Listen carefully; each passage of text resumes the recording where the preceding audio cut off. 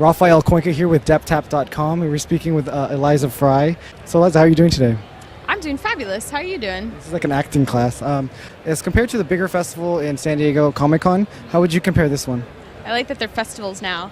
I actually really like this one because it's smaller, it's a little more low-key, you can talk to people, and you don't get quite that overwhelming, like, glossy-eyed thing that you get at Comic-Con, so I quite like it. It's nice.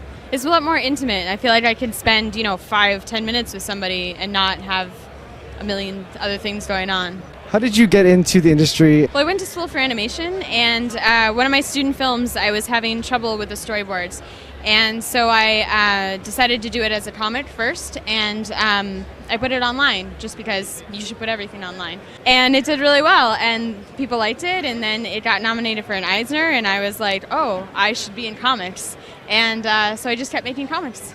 And who would you say your earliest and your most relevant influences? My earliest influence has got to be Saturday morning cartoons. She-Ra and Jem, totally. And Showtime synergy.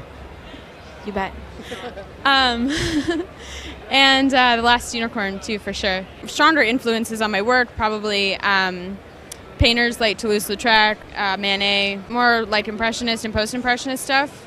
Can you describe your body of work? I am a graphic novelist. I write mainly short stories, silkscreen prints and paintings, mostly to do with, I would say, kind of modern fairy tales. There's a lot of repressed and not so repressed sexuality and things like that. Current or future projects that you can speak about? Speaking of The Last Unicorn, I am finally allowed to sort of talk about this. I'm so excited. I'm adapting Peter Beadle's short story, Come Lady Death. He wrote The Last Unicorn to graphic novel form. It's funny, it's an interesting year. It's all about death this year. I'm also working on another collaborative project with my friend, 12 stories about death. Hopefully I won't die in the process of making all of these. Hopefully not. We'll be looking out for those.